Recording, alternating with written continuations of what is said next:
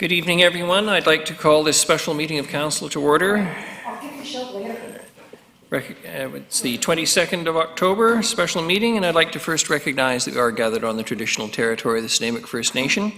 Our clerk tonight will be Ms. Skye Snellgrove. Tonight's special meeting of Council will be held in accordance with the Community Charter, Council Procedure Bylaw 2018, number 7272, and Ministerial Order number M192, governing open meetings during a state of emergency, and the Provincial Health Officer Order regarding mass gathering events. Therefore, members of the public are required to observe meetings virtually and not attend in person, and question period will be suspended throughout the duration of the Provincial Health Orders in effect.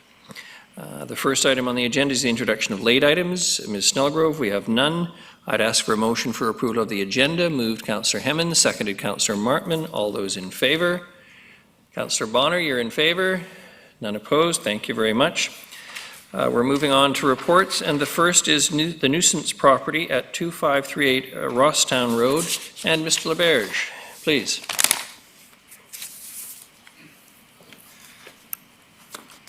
Good evening, Your Worship and Council. Our colleagues at RC brought this matter to our attention about 2 months ago. It's a matter of a house on Rosstown Road where there's been frequent house parties and disturbances. And I'm going to be really brief. There's a delegation here that I understand is going to speak far more passionately and eloquently than I can, but very briefly, what the RCMP has told me, in the last 9 months, they've attended to this property on 12 occasions. 9 of those times was to break up house parties that involved fireworks, fights, loud music, disturbances, and there's been a lot of follow-up communication and discussion with the owner, and it's my understanding there's a young son that may be in his early 20s that is having a lot of these parties, and apparently that's just the kind of the tip of the iceberg of what's been kind of coming forward. They're calling very selectively, and I think one of the neighbors is going to fill a lot of the gaps. What I would like to spend a moment before I turn it over to him is that the owner of the house did reach out to us about 2 weeks ago before this was going to go before council to advise that he works up in the Prince Rupert area, and he was proposing that when he went north to work, he was going to take his son and relocate him and get him out of the community, and was hoping that maybe we'd strike it from the agenda to see if that would abate the problems that have been ongoing. In normal circumstances, we'd probably test the waters and try that, but when we took it back to the neighborhood, we were told that there was a much longer and more insidious history, and they were quite insistent that they wanted this matter to be brought forward. So I'll defer, just that I know that the owner isn't here tonight because he is out of town, but he did reach out and tell us that he did have a short-term plan. But our recommendation, pending any input from the neighbors, is that you would make a designation of this property as a nuisance. So thank you very much. Any questions for Mr. LaBerge? Councillor Armstrong? Yeah, it would be fair to say that even if he did take his son out, then hopefully then the calls would not happen, so it wouldn't matter if we did designate it a nuisance property, correct? Through the chair to Councillor Armstrong, yeah, absolutely. We often would recommend in these circumstances making the designation, and if the plan does mitigate the nuisances, then there's no impact to the property owner. Thank you. Mr. LaBerge, thank you very much. And we have a delegation, Jim McMurray. Mr. McMurray, if you could come forward, just give Ms. Snellgrove a moment to wipe down the podium. And when you get to the podium, state your full name and address, and you'll have 5 minutes to speak. The green light will start when I start you, and the orange light comes on when you have a minute left. Welcome. Welcome. Okay, my name is James McMurray. I live on 2540 Rosstown Road. I am the neighbor of Brad, who lives at 2538. This problem has been going on for 10 years. His son has been breaking into my house on a regular basis.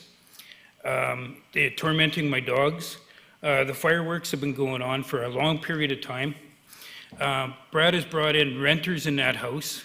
They've also partied, thrown garbage in my yard, beer cans, cigarette butts, verbally abused me when I got up and go to work in the morning at 4 a.m. in the morning. I feel that the police are tired of coming there, and we don't get the proper attention that the house has been getting. Now, he has taken his kid to work with him before to get him away from out of there and stuff like that. But when there's no work, the kid comes back and breaks into the house and stays in the house and does his things all over again. He's had friends come over. It's a drive-by house, middle of the night. Neighbors watch cars come and go all the time, all throughout the night. I feel that when the work, it's a logging industry that he's in, so it's an uncertain work industry that he's in, so it's not a, what do you call it, a long-term, like a working area where you can... It's not steady. Yeah, it's not stable. So that Zane doesn't have a full-time job there, and if he's not working and he doesn't have money, he breaks into the house and he squats himself back into the house again and parties all the time. I feel that if you do a short-term nuisance bylaw on him, it's no good. I feel that you should have a longer nuisance bylaw on him to make sure that what he's saying is really going to happen, that the kid is not coming back to the house when he's not working, and that we're not going to have these problems in the future. I mean, it's taken us 10 years to get to this point here. It's been baby steps all the way. I haven't had the proper guidance to get here. It's taken a long time. Leah Montia, she works in the bylaws, was a very good help on directing me on what I can do and how to get to this point here to see you guys. This thing could have been solved 5 years ago if I knew how to come to the council and even knew that there was a nuisance bylaw that could be applied to this house. So hopefully you guys take this into consideration and, hopefully act faithfully onto it. Okay, thank you. Thank you very much. Any questions for Mr. Murray? Thank you so much. Councillor Armstrong, you're present with a good voice. Yeah, I was going to move the recommendation. Any discussion? That's it. All those in favor? Motion carries. Thank you very much. Yeah, thanks. Very good. Appreciate you coming out tonight. The next is bylaw contravention notices, secondary suites, and that's Mr. Fox. Thank you, Mayor and Council. The properties at 1055 Old Victoria Road, 396 Wickesai Avenue, and 379 Caribou Drive are going through the process of suite authorization. We continue to work with the property owner at 443 4th Street to bring that property into compliance. As per Council's secondary suite enforcement policy, we're recommending that Council authorize placement of a notice on title for those properties. Second. Mr. Councillor Turley, do you have a question? I do. Please. Thank you, Chair. So the question I have is, just so I understand this, the first three properties, authorized secondary suite, did I hear you say that you're working with the owners to bring it up to authorization, or did I mishear? Through the Chair, Council, the first three properties are going through the permitting process to authorize the suites. So they're going to bring up the life safety standards in the suites, but they're not necessarily going to capture all of the building code compliance issues there. That's why the notice is recommended to go on title. Thank you. No further questions? I'm sorry, I wasn't paying close attention. Nobody's made the motion yet? Aaron did? Yes, sorry, and you seconded? Thank you. You're so fast. All those in favor? Any contrary? Motion carries. Thank you very much. The next is bylaw contravention notice, construction not completed as per conditions of building permit 143 Wildlife Place. Mr. Fox again. Building permit was issued at 143 Wildlife Place. It subsequently expired without completion, with outstanding deficiencies, and it's recommended that council authorize the placement of a notice on title. Seconded, Councillor Hemmens. Any discussion? All those in favor? Any contrary? Councillor Bonner, you're in favor? Thank you very much. None contrary, motion carries. The next is bylaw contravention notice, construction not completed as per conditions of building permit 182 Colvilton Trail. Mr. Fox. Building permit was issued for 182 Colvilton Trail. It subsequently has expired with outstanding deficiencies. It's recommended that council authorize the placement of a notice on title. Moved Councillor Hemmens, seconded Councillor Martman. Any discussion? All those in favor? Contrary? Seeing none, motion carries. Thank you very much. The next is bylaw contravention notice, construction not completed as per conditions of building permit 4867 Logan's Run. An old movie for some of us.